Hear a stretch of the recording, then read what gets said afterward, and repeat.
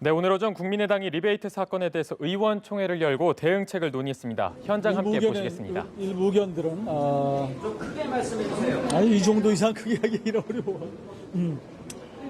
어려워. 하여튼 저 의원들이 어떻게든지 처리를 해서 세정적인 모습을 보이느냐 이런 부분에 대해서 충분히 논의가 있었습니다. 일부 의견들은 당헌 당규를 준수해서 이제 당헌에 따르면 기소를 하면 바로 당원권 정지를 하는 이렇게 해야 된다는 의견도 있었고, 여러분들이 알다시피 우리 당헌 당규가 굉장히 엄격합니다. 그래서 이런 당헌 당규에 따라서 해야 된다 그런 얘기가 있었고요. 또 한편에서는 이런 정도가 아니라 국민 정서에 따라서 어떤 정치적 결단이나 처리가 있어야 되지 않겠느냐 이런 의견도 있었습니다. 그러나 최종 결론은 오늘 내지를 못하고 그래서 다시 최고위원회에서 최고위를 소집해서 논의를 하자 이렇게 결론을 냈고요. 그리고 최고위 결과를 오늘 저녁에 다시 의원총회를 필요하면 열어서 보고하는 형태로 하자 이렇게 최종 결론을 냈습니다. 최고위가 결정을 하면 그게 그대로 결정이 되는 건가요?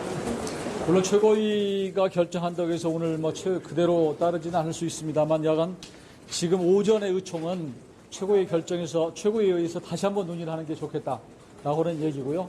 그 결정이라기보다는 그 의견을 다시 의총에 붙여서 다시 논의를 하는 그런 절차를 밟을 것 같습니다. 지도부 거치 얘기도 나왔어요. 지도부 거치라기보다는 이 처리하는 대응해오는 과정에서 지도부도 일정한 책임이 있는 거 아니냐 이런 의견이 있었습니다.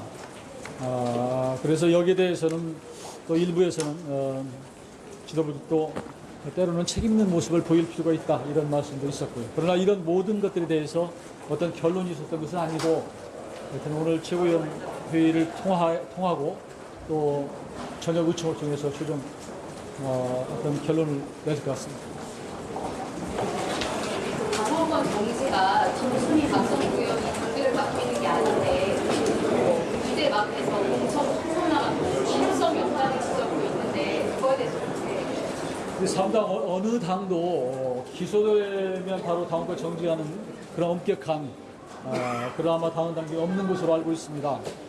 그런데 더구나 왕주현 사무부총장은 이번에 구속영장이 발부됐지만, 네, 지금까지 국민의당의 의원총회 대응책 브리핑을 함께 들어보셨는데요.